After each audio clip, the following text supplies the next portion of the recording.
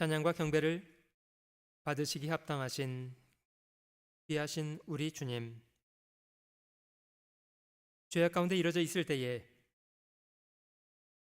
복음의 귀한 사랑 안에서 먼저 저희를 사랑하시고 그 귀한 사랑을 인하여 주께서 자신을 십자가에 죽는데 버려주시고 흘려주신 고귀한 핏값으로 저희를 죄로부터 건져 구원해 주신 은혜 진심으로 감사합니다.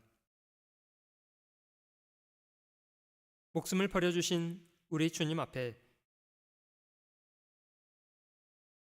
저희가 마땅히 어떤 사람으로 살아가야 하는가를 더욱 돌아보게 하시고 주께서 허락하신 이 땅에 살아가는 날, 짧은 인생의 날 동안 저희도 주님 사랑하며 주님의 선히 여기시는 일을 저희의 마음을 들여 손과 발을 들여 순종하여 살게 하시고 모쪼록 주님의 선히 여기시는 일을 이루는 것이 저희 마음속에 소원이 되게 하시기를 원합니다. 귀한 인생의 시간, 잠시 있다 사라질 헛된 것에 탕진하여 살지 않게 하시고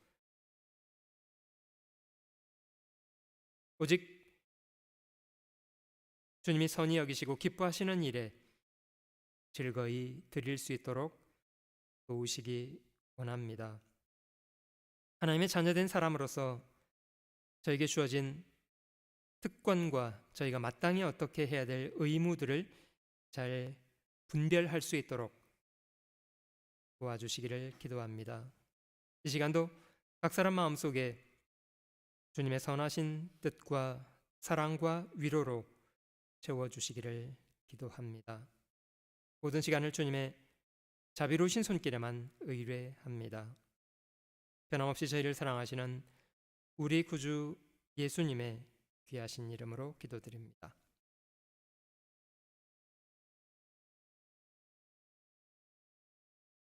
저는 개인적으로 믿는 부모님 밑에 자라나서 그 어린 시절부터 식사할 때나 아침에 일어날 때 기도하는 것이 일상적인 습관이 되었던 사람이었습니다. 근데 제가 나이를 먹고 나서 한번 심각하게 생각을 해보게 되었는데요. 저는 그 오랜 시간을 기도해 왔다고 생각을 하는데 정작 하나님이 들으시는 기도를 하고 있지는 않았다는 것에 대해서 인식을 하게 되었습니다.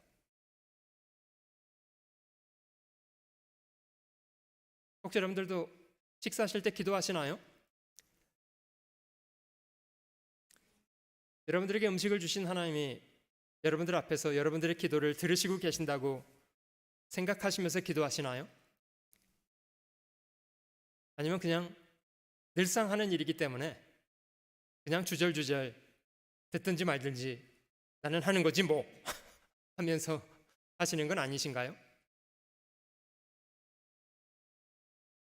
하맘땡 기도 아십니까? 하맘땡. 하나님 맘마 땡큐. 왜냐? 급하거든요. 빨리 먹어야 되는데 기도는 해야 되겠고 듣든지 안 듣든지 그냥 하맘땡 하고 그냥 먹기 바쁜. 여러분, 아이들이 장난감 전화기를 가지고 오래 통화를 하고 있다고 해보죠. 도대체 누구하고 통화를 하고 있는 걸까요? 장난감 전화기를 가지고? 죄송합니다만은 그냥 혼자 짓거리는 것에 불과하다는 거 아시죠?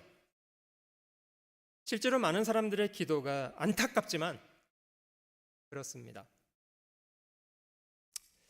전 세계 무수한 사람들이 종교적으로 열심히 하고 나름대로 자신의 신에게 부지런히 기도합니다.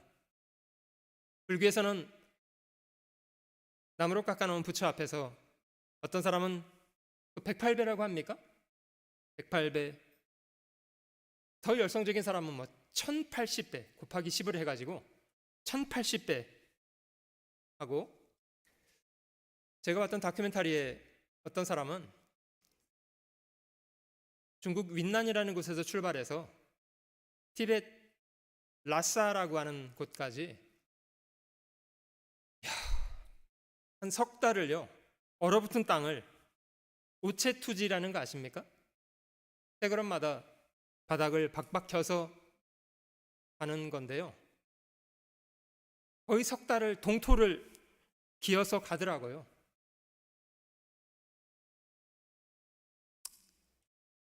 그렇게 긴 시간 고생을 해서 가서 사람이 깎아놓은 인형 보고 감격을 하더라고요.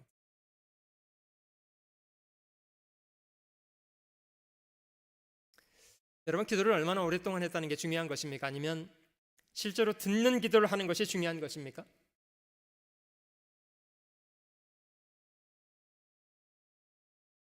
여러분들이 기도를 들으시는 대상 누구신가요? 누가 여러분들의 기도를 들으시는 분이십니까?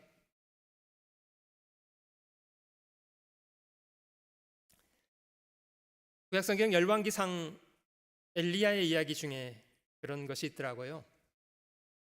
하나님의 선지자는 엘리야 한 사람,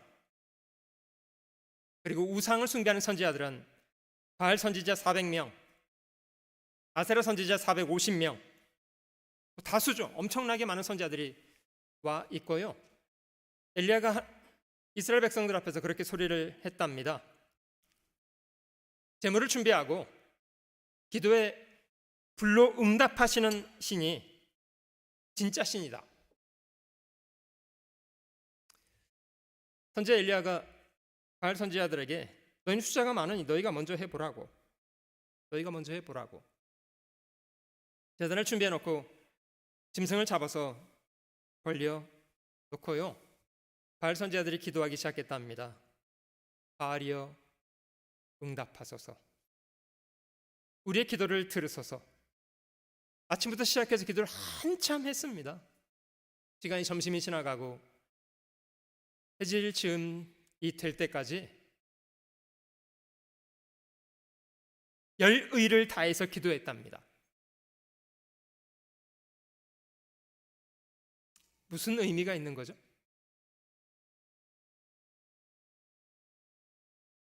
나중에 엘리야가 슬쩍 조롱을 했습니다. 야, 바알이 바쁘신 모양이다. 야, 더 크게 소리 질러봐라. 주무시는지 모르겠는데 좀 깨워봐라.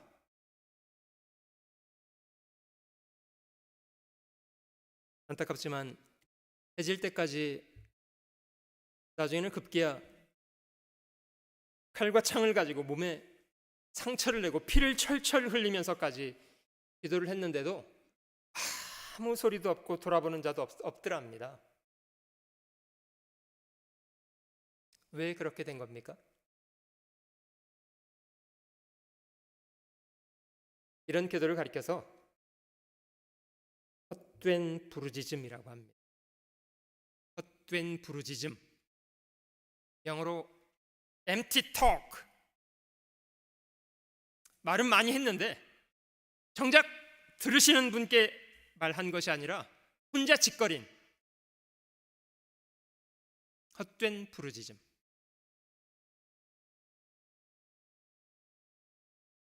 선지자가 백성들을 모으고요, 제단을 다시 쌓고 말한 대로 짐승을 벌려놓고 선지자가 백성들에게 요구했습니다. 내 통 항아리에다가 물을 길어 오라고, 부으라고. 나무와 짐승 제물 위에 물을 부었습니다. 또 갖다 부으라고 부었습니다. 또 갖다 부으라고 부었습니다. 나중에는요, 제단 밑에 있는 도랑까지 물이 콸콸 넘치도록 그렇게 흥건하게 젖도록 해놓았습니다. 엘리야가 기도하기를 하나님이여 불을 내려주시옵소서. 이 백성들의 마음속에 하나님은 참으로 살아계시는 분이시라는 것을 알게 해달라고.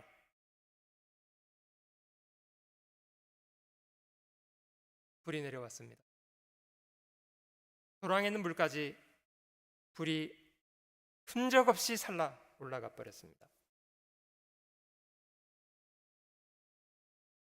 그날 우상 숭배했던, 우상을 섬기는 선지자들은 다 죽임을 당했고 이스라엘 사람들의 마음속에는 하나님만 참 신이라는 것을 다시 회복하게 되었다고 합니다.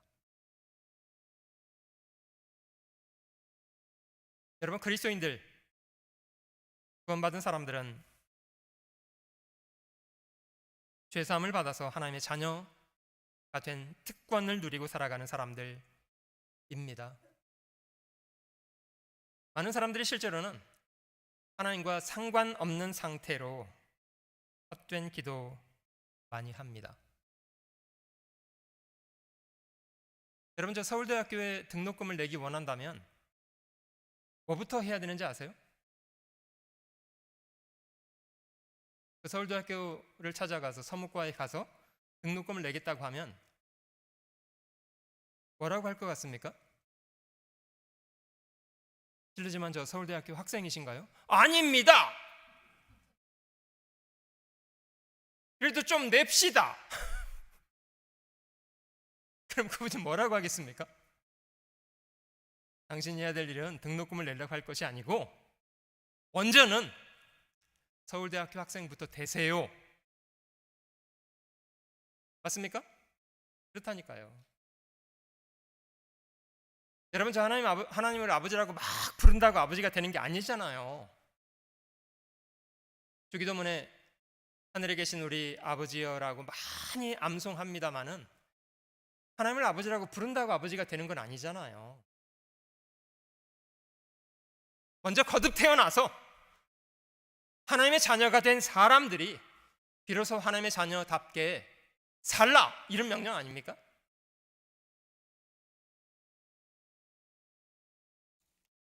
저희가 바른 기도하기 원한다면 가장 먼저는 하나님과의 단절되었던 관계를 회복하는 것부터 하는 것입니다.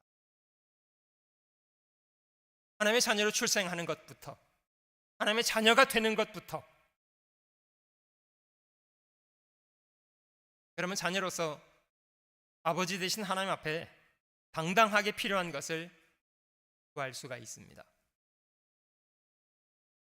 그런 사람의 기도는 하나님도 귀를 기울이시고 들으실 뿐만 아니라 더 이상 헛된 부르짖음이 되지 않게 됩니다. 얼마나 많은 시간, 얼마나 정성을 들여서 기도했는가를 질문하기 전에 먼저 하나님 앞에 저희는 바른 관계 속에 있는가를 질문해 봐야 합니다. 과연 나는 하나님의 자녀가 된 사람인가? 하나님께 구할 수 있는 자격을 갖추고 있는가? 사도행전 2장 말씀을 찾아보시면요, 사도행전 2장 처음 사도들이 복음을 전할 때 사람에게 했던 그들의 전도의 내용이 무엇인가를 좀 확인해 보시면 사도행전 2장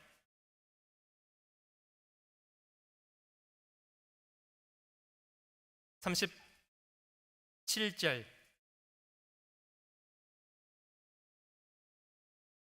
사도행전 2장 36절부터 제가 읽어보겠습니다. 그런즉 이스라엘 온 집이 정녕 알지니 너희가 십자가에 못 박은 이 예수를 하나님이 주와 그리스도가 되게 하셨느니라. 37절, 저희가 이 말을 듣고 마음에 찔려 베드로와 다른 사도들에게 물어 가로되 형제들아 우리가 어찌 알고 하거늘 베드로가 가로되 너희가 회개하여 각각 예수 그리스도의 이름으로 세례를 받고 죄 사함을 얻으라. 그리하면 성령을 선물로 받으리니. 주님 말씀하신 것처럼 회개하고 복음을 믿으라. 죄인에게 필요한 것이 바로 그것입니다. 회개하고 복음을 받아들이는 것. 회개하고 복음을 믿으라.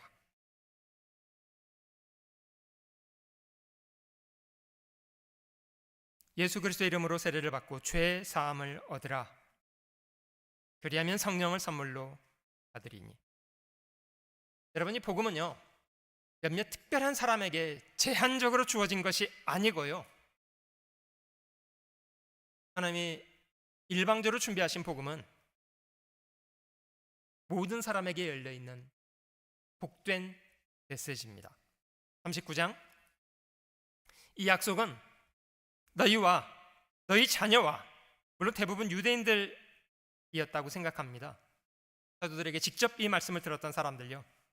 근데 그 사람들에게만 제한적으로 주어진 것이 아니고 너희와 너희 자녀와 모든 먼데 사람, 곧 우리 주 하나님이 얼마든지 부르시는 자들에게 하신 것이라. 유대인이건 이방인이건 상관없습니다. 누구든지입니다.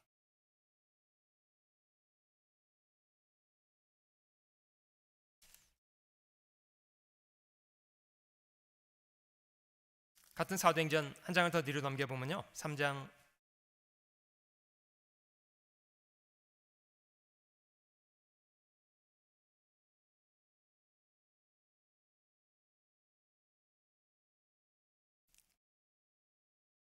17절 볼게요.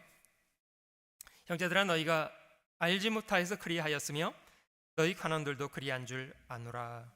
생명의 주를 죽였다는 것을 앞에 설명했는데요, 이유는 무지한 상태여서, 구약성경을 그렇게 안식일마다 읽고 외웠다고 하면서도 깨닫지 못하는 사람들, 유대인들이었답니다. 너희가 알지 못하여서 그리하였으며 너희 관원들도 그리한 줄 아노라. 18절, 그러나 하나님이 모든 선지자의 입을 의탁하사 자기 그리스도의 해 받으실 일을 미리 알게 하신 것을 이와 같이 이루셨느니라. 그러므로 너희가 회개하고 돌이켜 너희 죄 없이 함을 받으라. 이같이 하면 유쾌하게 되는 날이 주 앞으로부터 이를 것이요. 19절 말씀이 중요합니다. 회개하고 돌이켜 너희 죄 없이 함을 받으라. 죄 사함을 받으라. 2000년 전 예수님은 십자가에 인간의 죄를 대속하시고 피를 흘리고 죽으셨고요, 복음은 완성되었습니다. 이 메시지는 모든 사람에게 증거되었고요, 사람이 해야 될 일이 있다면 자신의 죄를 회개하고 죄 사함을 받는 것부터, 그리하면 유쾌하게 되는 날이 주 앞으로부터 이른다. 전에는 죄인이었던 저희가 이제는 하나님을 아버지로 섬겨 살아가는 사람이 되는 겁니다. 저희가 바른 기도를 하기 원한다면 먼저는 우리의 기도를 들으시는 분과의 바른 관계를 회복하는 것부터. 그리스도인들에게 기도는 어떤 의미가 있냐? 지난주 저희가 하나님 말씀은 저희에게 마치 양식과 같으다. 사람이 음식을 먹어서 사는 것처럼 규칙적으로 꾸준히 음식을 먹어서 저희가 건강하게 생존하는 것처럼 하나님 말씀은 저희에게 양식과 같습니다. 기도는 그리스도인들에게는 숨을 쉬는 것 같습니다.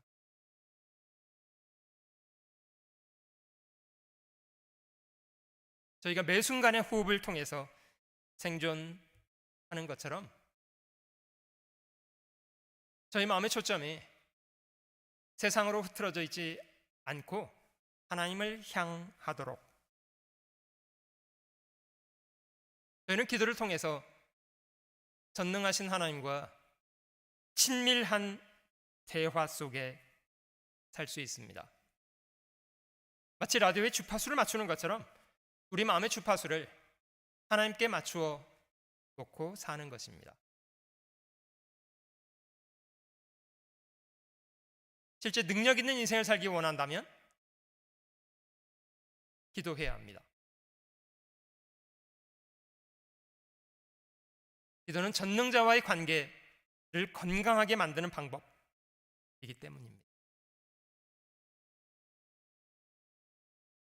여러분, 많은 사람들이 기도를 게을리하거나 실제 하지 않는데요, 가장 큰 이유는 교만함 때문입니다. 그는 하나님의 능력이 필요 없다고 생각하는 거예요.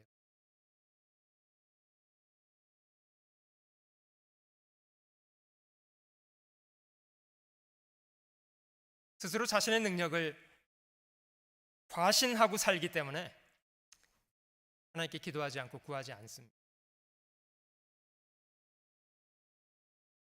그럼 저희 몸 안에 있는 심장은 저희가 뛰게 하고 있는 것이 아닙니다. 실제 사람인 저희는 머리털럭 하나도 희고 검게 할 능력이 없습니다. 저희는 오늘은 살아있다가요,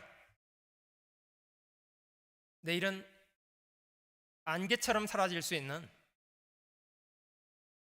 연약한 사람일 뿐입니다. 그런데 기도하지 않는다고요? 기도하지 않는 삶은 자신을 과신하고 살아가는 건방짐의 극치입니다.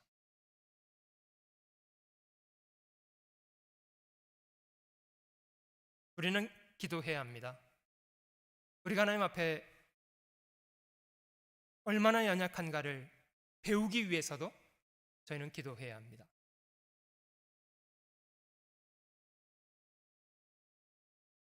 하나님은 저희가 필요한 것을 몰라서 기도하라는 것은 아니십니다만은, 저희가 기도하면 하나님과 더 건강한 관계 속에 살 수 있게 되고, 기도 속에 저희가 해야 될 몫이 무엇인가도 배울 수 있게 됩니다.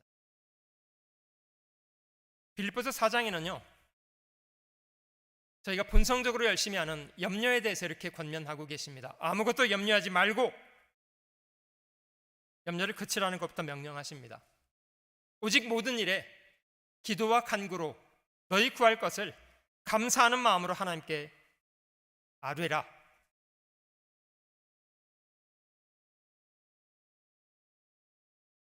여러분, 실제로 염려는 저희 인생을 변화시키지 않습니다. 근데 그 염려가 상당히 많은 시간 저희 인생을 갉아먹습니다.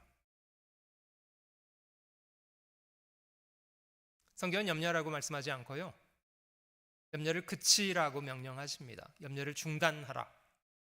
아무것도 염려하지 말고 오직 모든 일에 기도하고 간구하라. 너희에 필요한 것을 하나님께 감사하는 마음으로 아뢰라. 그리하면 모든 것을 헤아리시는 하나님의 평강이 그리스도 안에서 너희 마음과 생각을 지키시리라. 기도하는 사람은 진정하게 자신의 마음의 초점을 어디에 두어야 하는지 분별할 수 있게 되고, 자신이 해야 될 몫에 대해서 성실한 인생 할 수 있습니다.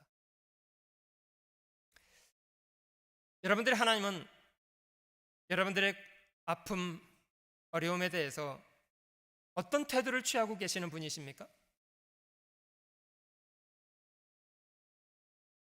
관심 없어 하시나요? 도와달라고 해도 별로 도와주고 싶어 하지 않으시나요? 여러분, 대부분 아버지들은 자기 자녀에 대해서는 관심 없습니까? 집사님, 저 아들 둘에 대해서 관심 없으신가요? 도와주고 싶으세요?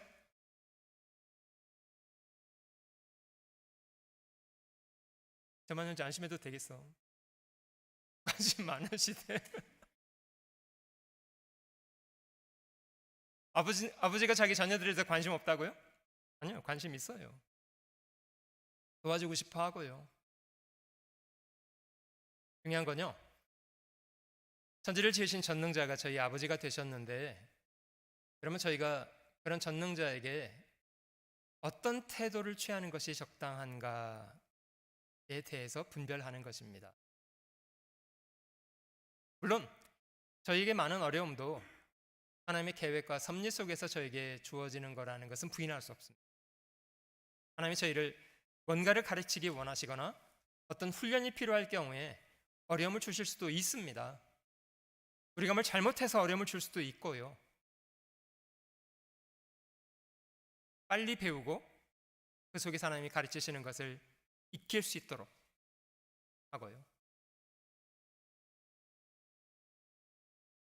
하나님이 과연 저희의 아버지가 되시고 저희를 돕기 원하시는 분이 분명하시다면 저희의 책임은 저희의 필요한 것을 성실하게 기도하는 거예요.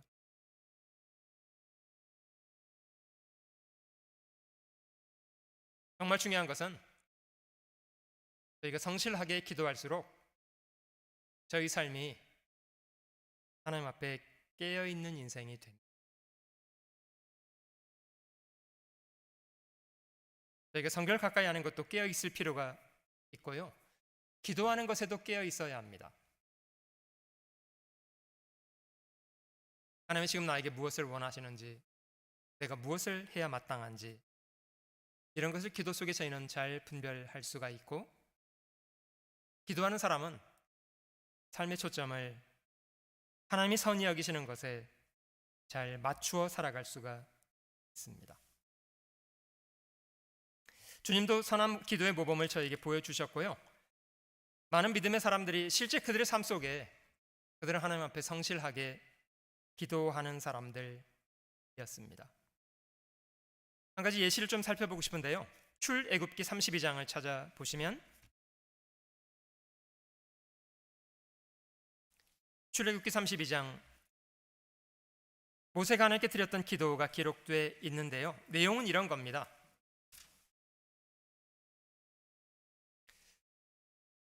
십계명을 받기 위해서 모세가 산에 올라간 지 여러 날을 보냈고요. 안타깝지만 그 산 밑에 있었던 이스라엘 백성들은 애굽에서 익숙하게 보아왔던 것처럼 송아지 우상을 만들고 그 우상 숭배하는 일을 시작했습니다. 그래서 하나님이 모세에게 내가 이 사람들을 용서하지 않고 진멸하겠다고 말씀하셨는데요. 모세가 그런 하나님 앞에 간구를 했습니다. 32장 11절 모세가 그 하나님 여호와께 구하여 가로되 여호와여 어찌하여 그 큰 권능과 강한 손으로 애굽 땅에서 인도하여 내신 주의 백성에게 진노하시나이까 어찌하여 애굽 사람으로 이르기를 여호와가 화를 내려 그 백성을 산에서 죽이고 지면에서 진멸하려고 인도하여 내셨다 하게 하려 하시나이까 주의 맹렬한 노를 그치시고 주 뜻을 돌이키사 주의 백성에게 이 화를 내리지 마옵소서. 주의 종 아브라함과 이삭과 이스라엘을 기억하소서. 주께서 주를 가리켜 그들에게 맹세하여 이르시기를 내가 너희 자손을 하늘의 별처럼 많게 하고 나의 허락한 이 온 땅을 너희 자손에게 주어 영영한 기업이 되게 하리라 하셨나이다. 이게 모세의 기도였습니다.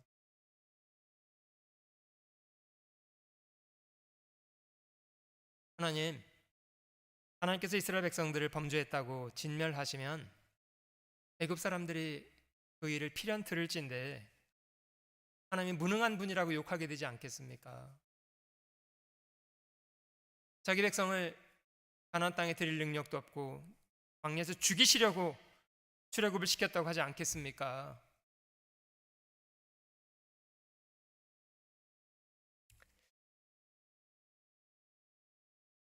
민수기 14장에도 넘어가 볼게요. 이스라엘 사람들이 40일간 정탐을 한 이후에 땅은 참 좋더라마는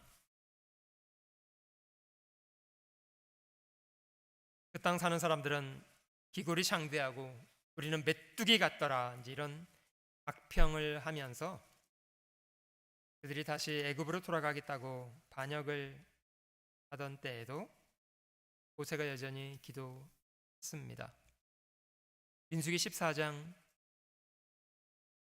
하나님이 이 대목에서도 이스라엘 사람들을 진멸하겠다 이렇게 경고하셨는데요.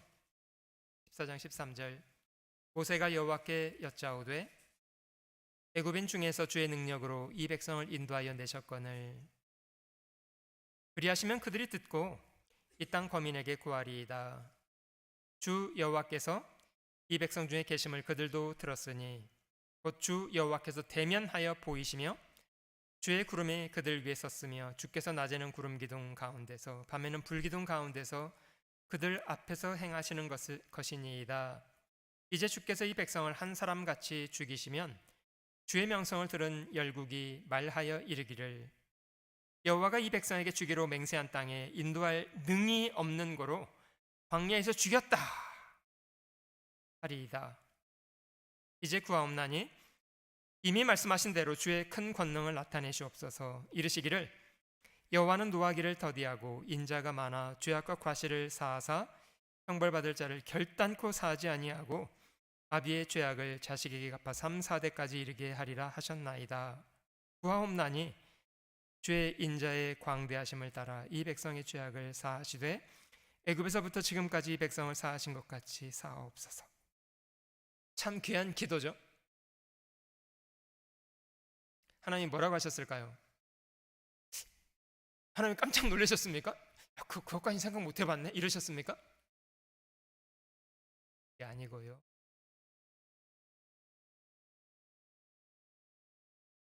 모세는 마음의 초점이 하나님의 영광에 맞춰져 있었던 사람입니다.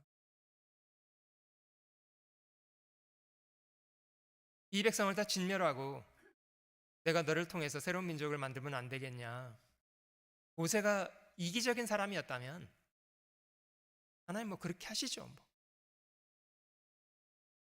이렇게 했겠습니다만.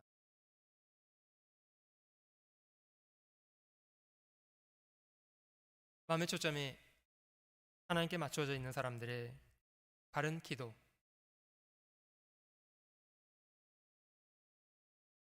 그것이 마음속에 저희의 기도가 되어야 된다고 생각합니다.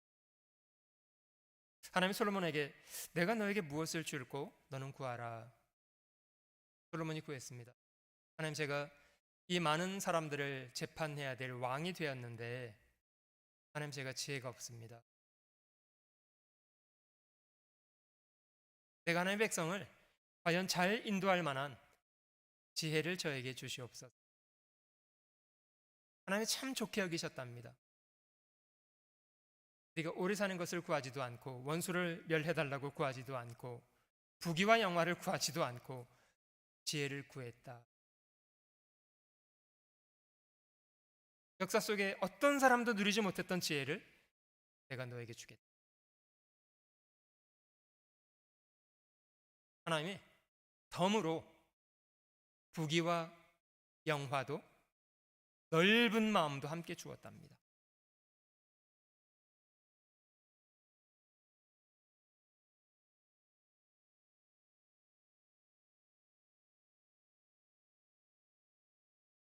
하나님의 뜻을 이루기 원하는 열망을 가진 사람들의 성실한 기도,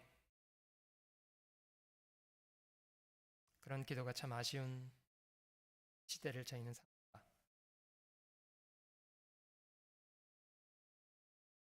신약성경의 사도행전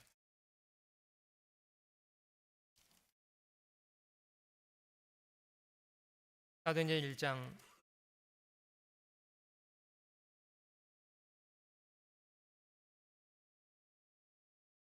주님의 부활 승천 이후에 주님이 명하신 오순절 성령 강림 사건 때까지 제자들이 기다리면서 했던 가장 중대한 일은 바로 이것이었다고 합니다.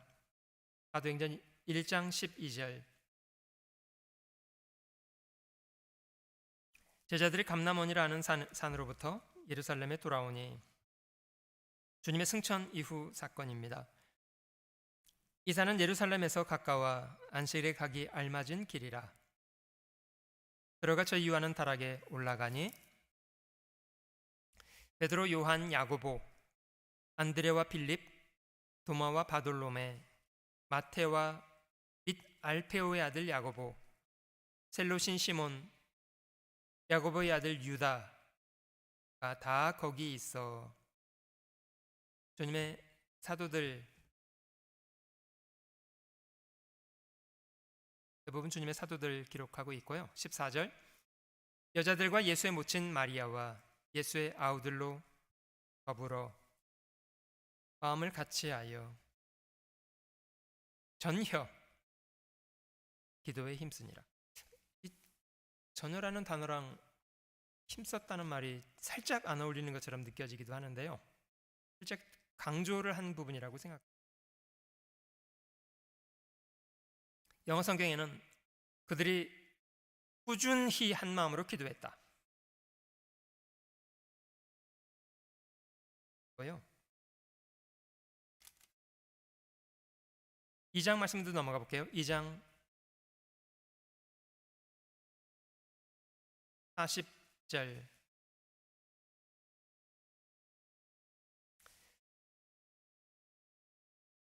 또 여러 말로 확증하며 권하여 가로되 너희가 이 패역한 세대에서 구원을 받으라 하니 그 말을 받은 사람들은 세례를 받음에 이날에 제자의 수가 3,000이나 더하더라. 저희가 사도의 가르침을 받아 서로 교제하며 떡을 떼며 기도하기를 전혀 힘쓰니라.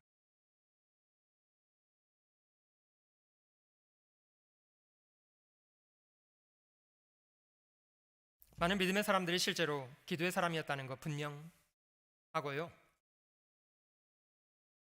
주님이 땅에 계셨던 기간, 공적인 생애를 사시던 동안에도 주님이 저에게 보여주신 선한 모범은 주님은 기도의 사람이었습니다.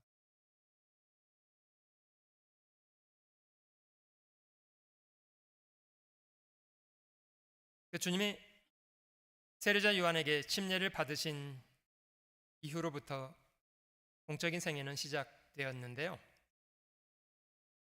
그가 광야로 올리시기 전에 그가 침례를 받으신 후 기도할 때 하늘이 열리고 성령이 비둘기 형체로 그의 위에 강림하셨다. 누가복음은 그렇게 기록하고 있습니다. 기도하실 때에 주님은 새벽 미명에 일어나서 기도하셨다는 말씀이 많이 반복돼 있고요. 많은 사람들이 모여있는 곳으로부터는 좀 떠나서 한적한 곳에 물러가셔서 기도하시기도 하셨고요.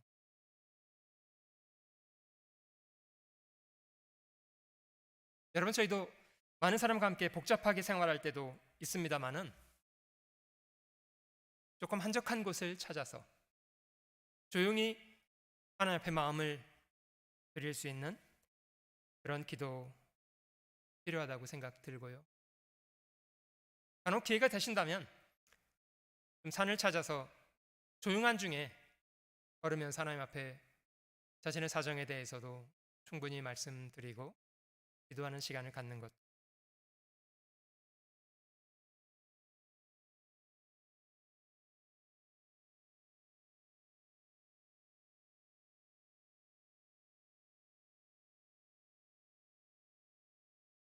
주님의 제자들과 식사하실 때 주님은 의례껏 제자들 앞에서 감사의 기도를 하셨습니다. 오병이어 사건이라고 하잖아요. 보리떡 5개, 물고기 2마리로 5,000명을 먹이시던 때에도 그 어린 소년이 가지고 왔던 보리떡 5개, 물고기 2마리, 그것을 가지시고 하늘을 우러러 기도하셨다고 합니다. 아마 그런 태도는 연약한 저에게 먹을 것을 주시는 분이 하나님이시고 그분이 선한 분이시라는 것을 모든 사람이 잘 인지할 수 있도록 하셨던 기도라고 생각합니다.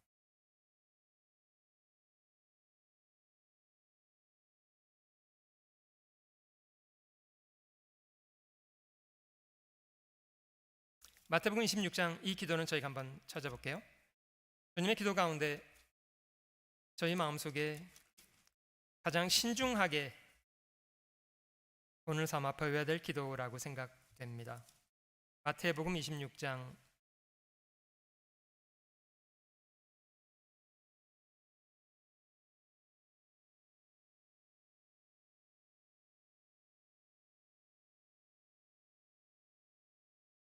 36절 말씀부터 보시면 저희는 이 기도를 겟세마네의 기도라고 명칭하는데요.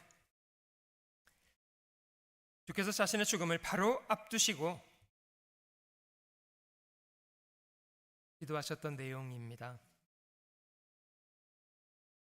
36절, 이에 예수께서 제자들과 함께 겟세마네라 하는 곳에 이르러 제자들에게 이르시되 내가 저기 가서 기도할 동안에 너는 여기 앉아 있으라 하시고 베드로와 세베대의 두 아들을 데리고 가실새 고민하고 슬퍼하사 이에 말씀하시되 내 마음이 심히 고민하여 죽게 되었으니 너희는 여기 머물라 나와 함께 깨어 있으라 너희는 여기 머물러 나와 함께 깨어 있으라. 조금 나아가서 얼굴을 땅에 대시고 엎드려 기도하여 가라사대 내 아버지여 만일 할만하시거든 이 잔을 내게서 지나가게 하옵소서. 그러나 나의 원대로 마옵시고 아버지의 원대로 하옵소서. 제자들에게 오사 그 자는 것을 보시고 베드로에게 말씀하시되 너희가 나와 함께 1시간 동안도 이렇게 깨어 있을 수 없더냐. 시험에 들지 않게 깨어 있어 기도하라. 마음에는 원이로되 육신이 약하도다 하시고 다시 두 번째 나아가 기도하여 가라사대 내 아버지여 만일 내가 마시지 않고는 이 잔이 내게서 지나갈 수 없거든 아버지의 원대로 되기를 원하나이다 하시고 다시 오사 보신즉 저희가 자니 이는 저희 눈이 피곤함일라. 저희를 두시고 나가서 세 번째 통일한 말씀으로 기도하신 후 이에 제자들에게 오사 이르시되 이제는 자고 쉬라. 보라 때가 가까웠으니 인자가 죄인의 손에 팔리우느니라. 일어나라 나와 함께 가자. 보라 나를 파는 자가 가까이 왔느니.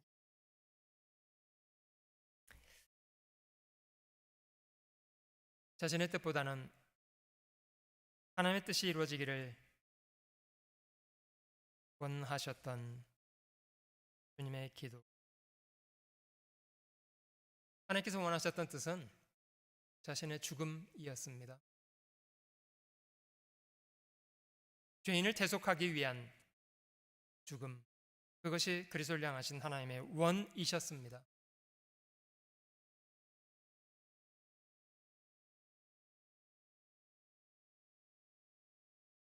죄인을 대신해서 죽으라는 명령 앞에 그리스도는 억울해하지 않으셨습니다.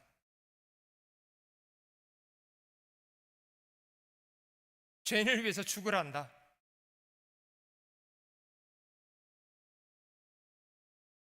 원망하거나 불평하려는 그런 태도가 아니라 자신의 원이 아닌 아버지의 뜻대로 되게. 동일한 말씀으로 3번 기도하셨다고 하고요. 저희가 살아가는 평생에 주님의 이 기도는 우리에게도 평생에 해야 될 기도라고 생각합니다.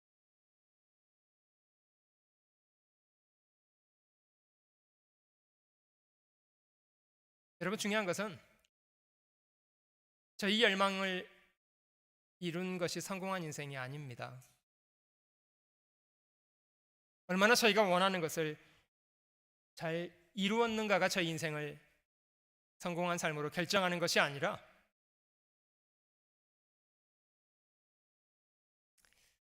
하나님의 뜻을 이루는 인생, 그것이 진짜 성공한 인생입니다. 쉽지 않습니다. 날마다 자신을 부인하고 자기 십자가를 지고 주님을 쫓고자 하는 사람, 그런 사람은 동일한 기도 가지고 살 수 있을까요? 주여 나의 뜻대로 되게 하지 마옵시고 아버지의 뜻대로, 심지어 제가 죽는 것일지라도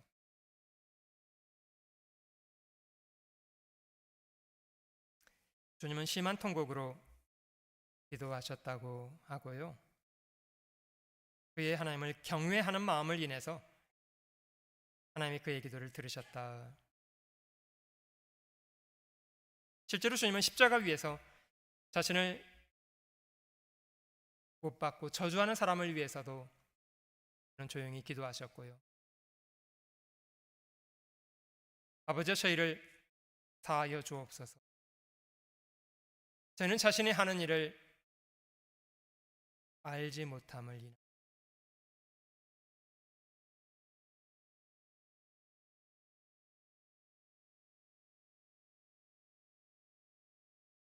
주님은 단순하게 너희는 원수를 사랑하고 너희를 핍박하는 자를 위해서도 기도하라고 하시는 거창한 이론을 가르쳤던 분이 아니시고요. 실제 그는 중심으로 원수를 사랑하고 자신을 핍박하고 심지어 죽이는 사람들을 위해서도 불쌍히 여기고 기도하셨던 분.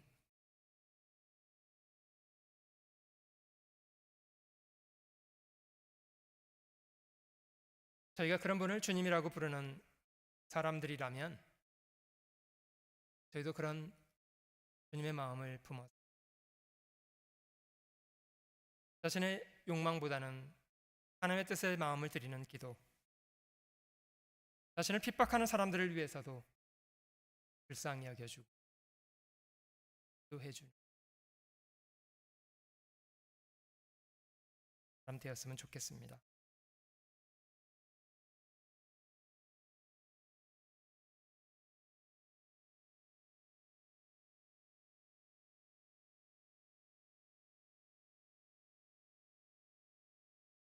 살아가는 동안에 아침에 눈을 떠서 또 다른 하루를 허락하신 은혜를 감사하면서 기도하는 것으로 시작하고요.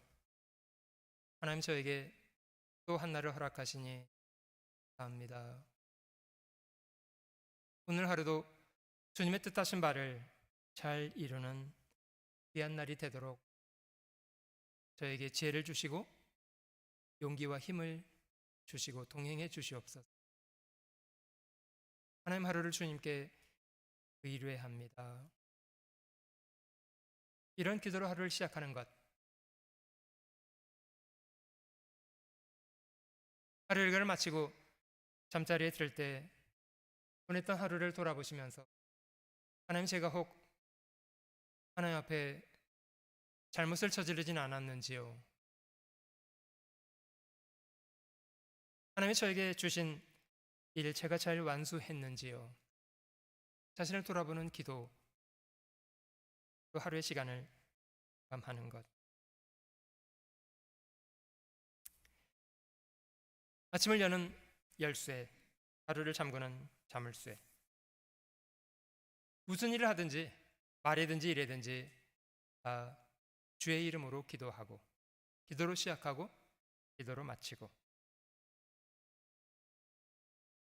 음식을 먹을 때마다 주신 하나님의 은혜를 깊이 감사하는 마음으로 기도하고 음식을 먹고, 저희가 식당에서 그 형제자매들과 식사할 때 간혹 대화를 나누던 중에 음식 맛있다는 거 장황하게 얘기하기 좋아하시고요. 야, 이걸 어떻게 만든 거야? 뭘 넣은 거야? 주방장이 누구래? 음식 잘하네? 이런 얘기는 저희가 많이 하지 않습니까? 저희가 주신 하나님에 대해서는 언급을 그렇게 많이 안 하시더라고요.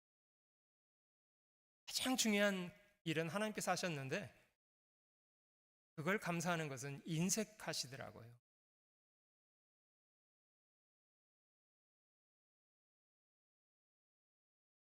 하나님이 속이 좁으셨다면 화가 많이 나셨을 거예요. 가장 중요한 일을 한 하나님에 대해서는 감사할 줄 모르고 사람들끼리 그냥 서로 돕기는 거 좋아하고,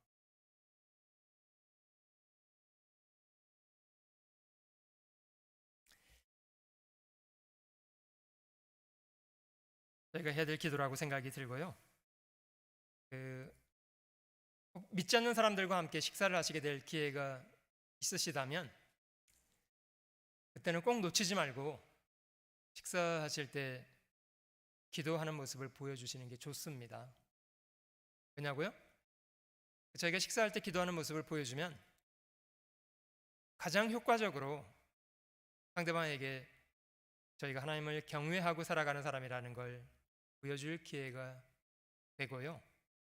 저희가 예수 믿는 사람이라는 걸 증거할 수가 있고, 아마 저희가 그렇게 음식을 먹을 때마다 기도하면 주목을 받게 될걸요. 저 사람 예수 믿는 사람이구나. 그 다음부터는 이제 봅니다. 어떻게 말하는지 어떻게 행동하는지 봅니다. 근데 예수 믿는 척 해놓고 이제 무책임하게 행동하면 실망을 많이 하겠죠.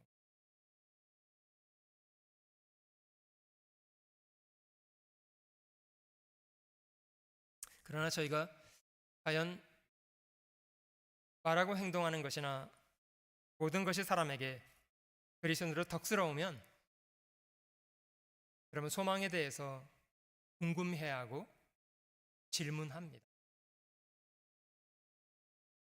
그러면 전도할 수 있는 좋은 기회가 되기도 합니다. 너무 겁먹지 마시고요. 믿지 않는 사람 앞에서도 기도하세요.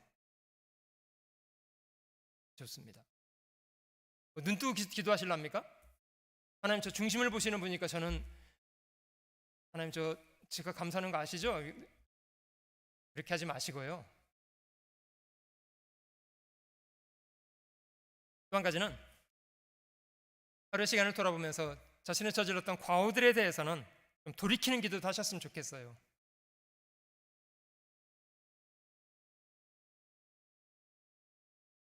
저에게 자신을 돌아보고 잘못을 회개하고자 하는 노력이 결여되어 있기 때문에요. 실제로는 신앙생활을 오래 했는데 잘못들은 참 오랫동안 갖고 살아요. 덕지덕지.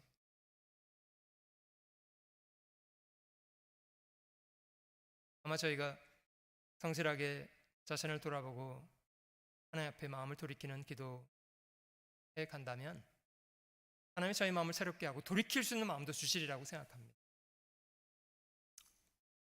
왜 그런 마음 없이 그냥 생겨먹은 대로 못되게 오래 사냐면요, 돌이키고 싶어 하질 않아요.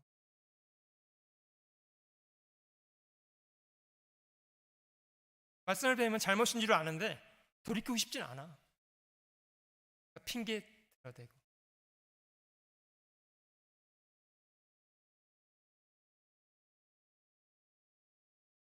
나만 그렇게 하나? 뭐 형제자매들 봐도 뭐 별로 다르지 않던데? 이러면서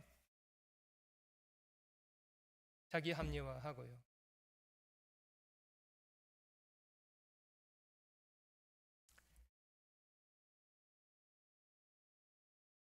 기도에 힘을 써야 합니다.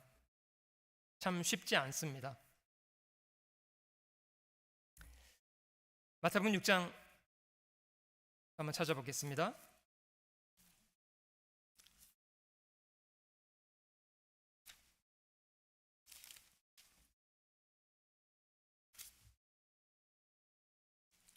주님이 가르치신 기도가 이 마태복음 6장 속에 기록되어 있고요.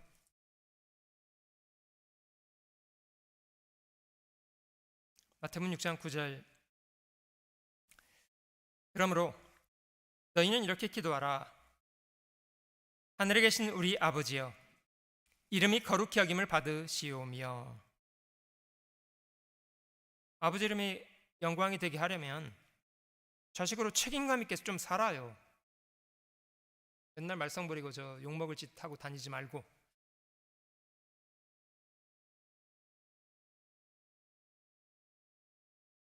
그리스도인이라고 하면서 무책임하게 살기 때문에 주변 사람에게 욕을 많이 먹이잖아요.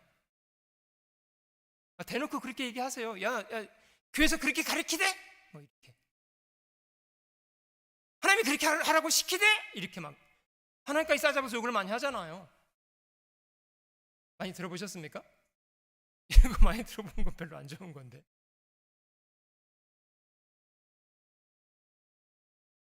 실제 이 말씀대로 저희가 기도하려면 좀 책임감 있게 살아서 자기 삶을 통해서 하나님께 영광이 될 수 있도록 행동하고 살아라 명령입니다. 비록 적을지라도 하나님 나라가 이루어지는 것을 열망하고 그것에 마음을 들여서 일하고 나라의 임하옵시며 뜻이 하늘에서 이룬 것 같이 땅에서도 이루어지이다. 하나님의 두루 이런 사람들을 복음 전해서 구원하기를 원하신다면 땅에 있는 저희들이 성실하게 복음 전해서 일해야 될 거 아니에요?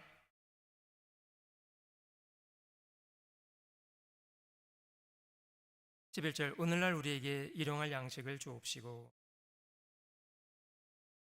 육신적으로도 양식을 구하고 영적으로도 매일매일 하나님의 말씀을 구하고 우리가 우리에게 죄 지은 자를 사하여 준 것 같이 우리 죄를 사하여 주옵시고 우리를 시험에 들게 하지 마옵시고 다만 악에서 구하옵소서. 죄가 저희 삶을 지배하지 않도록 자신을 돌아보고 부지런히 회개하고 지고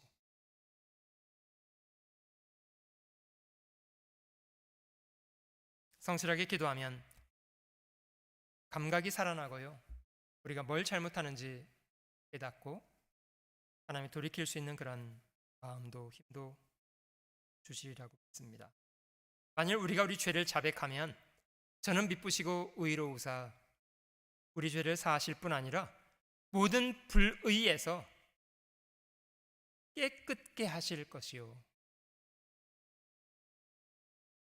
성실하게 자기 잘못을 자백하고 버리기 원하면 하나님이 그 죄를 극복할 수 있도록 새로운 힘도 주십니다. 마태복음 6장은 하나님이 어떤 분이신가를 저에게 잘 설명하고 계신데요.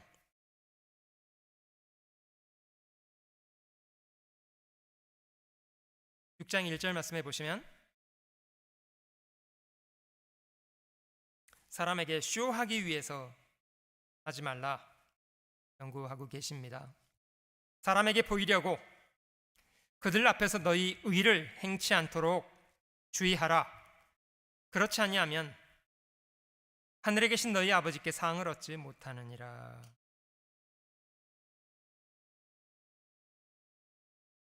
한 절 넘어가 볼게요. 3절 너는 구제할 때에 오른손이 하는 것을 왼손이 모르게 하여 내 구제함이 은밀하게 하라.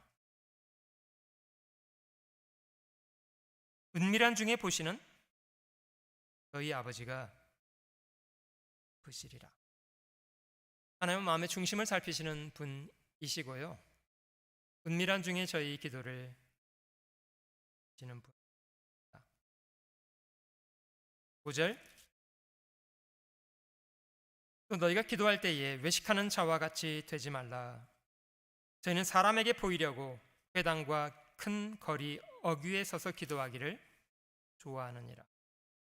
내가 진실로 너에게 이르노니 저희는 자기 상을 이미 받았느니라. 너는 기도할 때에 네 골방에 들어가서 문을 닫고 은밀한 중에 계신 내 아버지께 기도하라. 은밀한 중에 보시는 내 아버지께서 갚으시리라. 또 기도할 때에 이방인같이 중언부언 하지 말라. 저희는 말을 많이 하여야 그러실 줄. 몇 시간 기도했다는 게 중요한 게 아니고요. 진실한 마음으로 기도하는 것. 사람에게 보이기 위해서 쇼하지 말고요. 중심에 있는 것을 솔직한 마음으로 기도하는 것이 훨씬 중요. 8절 그러므로 저희를 본받지 말라. 구하기 전에 너에게 있어야 할 것을 하나님 너희 아버지께서 다 아시는 분이 왜 기도하라고 하냐면요. 기도를 해야 저희 마음이 깨어있게 돼요. 여러분 사실 기도는요. 저희가 잠시 입에 내뱉는 몇 마디 말이 아니고요. 그 기도가 저희 인생입니다. 결국 기도한 대로 삽니다.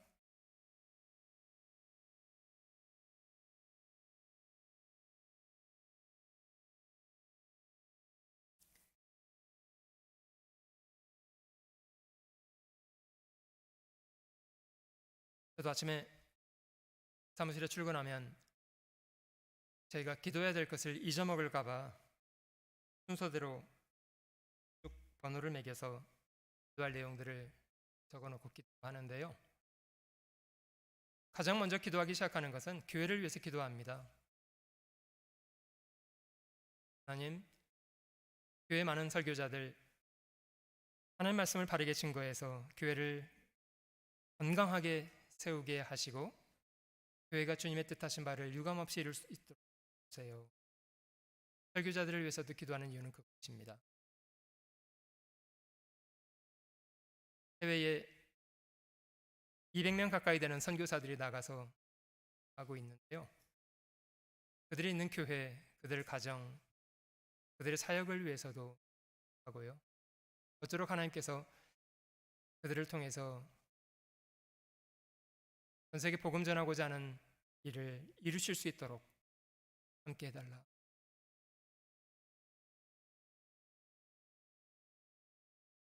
사실 그렇게 기도하는 것이 그중에 참여할 수 있는 부분을 또 자각하게 되고 할 수 있게 만들잖아요. 2주에 함께 있는 교회들, 전도자들을 위해서도 기도하고요. 아틀란타 교회의 형제자매들을 위해서도 기도하고, 일 맡아서 수고하시는 분들 위해서도 기도하고, 행여 시험 맞는 분들, 병중에 계신 분들 위해서도 기도하고, 주변에 있는 많은 타주에 있는 형제자매들, 흩어져 있는 분들을 위해서도,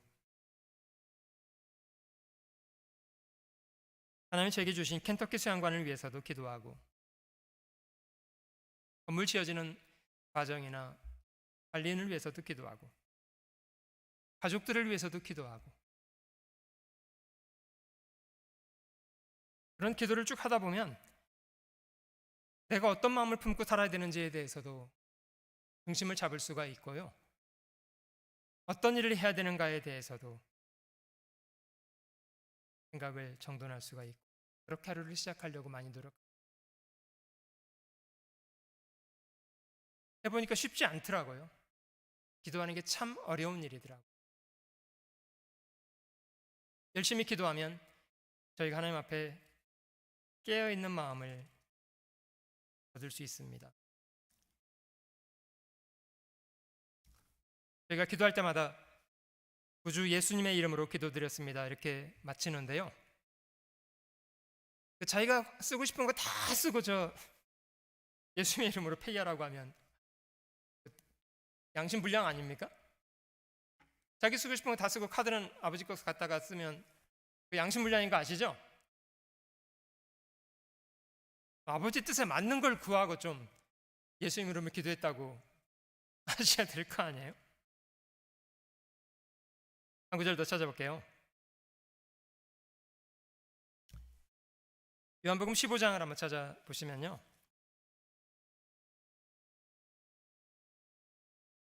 요한복음 15장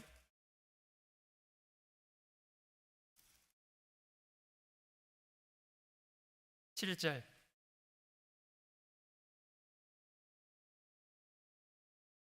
너희가 내 안에 거하고 내 말이 너희 안에 거하면 무엇이든지 원하는 대로 구하라. 그리하면 이루. 참 이거 원하는 대로 구하는 대로 다 이루게 된다면 얼마나 힘 있는 인생이 되겠습니까?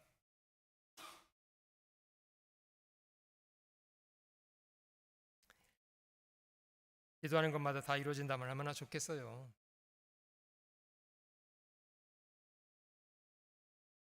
근데 분명한 것은 너희가 내 안에 거하고 주님 안에 거하는 것이 먼저 필요하고요. 내 말이 너희 안에 거하면, 하나님 말씀이 마음속에 있는 사람은 하나님께서 원하시는 대로 거하게 될 것입니다. 요한 1서 한두 구절 더 찾아볼게요. 요한 1서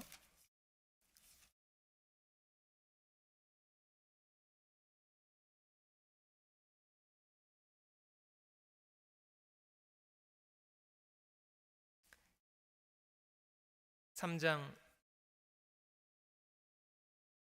요한 1서 3장 21절과 22절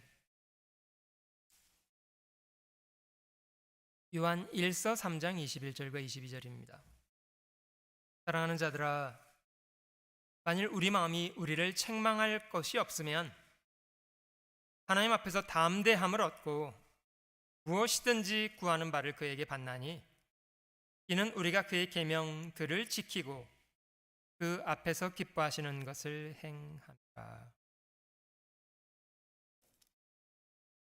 말씀에서 멀어진 사람은요, 자꾸 이기적인 욕망을 구하고요, 들어주지 않는다고 저 성질 부리면서 또 뛰쳐나가고 하고요, 하나님의 뜻대로 구하는 것을 배워야 한다고 생각이 들고요. 같은 요한일서 5장 또 찾아볼게요. 요한일서 5장 14절과 15절 그를 향하여 우리의 가진 바 담대한 것이 이것이니 그의 뜻대로 무엇을 구하면 심이라. 우리가 무엇이든지 구하는 바를 들으시는 줄을 안즉 우리가 그에게 구한 그것을 얻은 줄을 또한. 하나님 앞에 합당한 것을 구하고 구한 것은 분명히 주실 거라는 것을 믿는 것도 필요합니다. 하나님이 능히 이루실 것으로 믿는다면 그 다음부터는 잠잠히 기다리면서 자신의 몫을 해가면 되는 거예요. 그리스도인들의 기도, 이거는 참 하나님이 그리스도인들에게 부여하신 대단히 고귀한 특권이라고 생각합니다. 전능자가 직접 들으시고 구하는 것을 이루시겠다고 약속해 주시는, 안타깝지만 너무나 많은 그리스도인들이 그리스도인들에게 부여된 이 고귀한 능력을 실제 누리지 못하고 삽니다. 천지를 지으신 하나님을 아버지라고 섬긴다고 하면서도 실제로는 너무 무능하고 너무 인색하고 너무 힘없고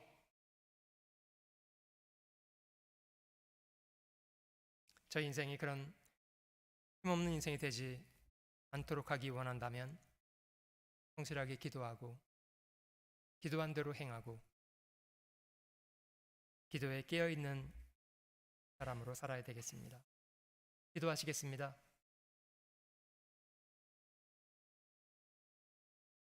사랑하는 주님, 복음으로 저희를 구원해 주시고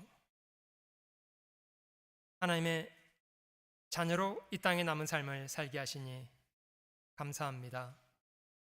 얼마나 귀한 것 저희가 누리는가를 잘 기억하고 주신 매 순간순간의 기회를 소중하게 여기고 어쩐지 살아있는 동안 주님이 선히 여기시고 기뻐하시는 일을 이루는 것에 저희의 마음을 드리고 손발을 들여 살게 하시기를 원합니다.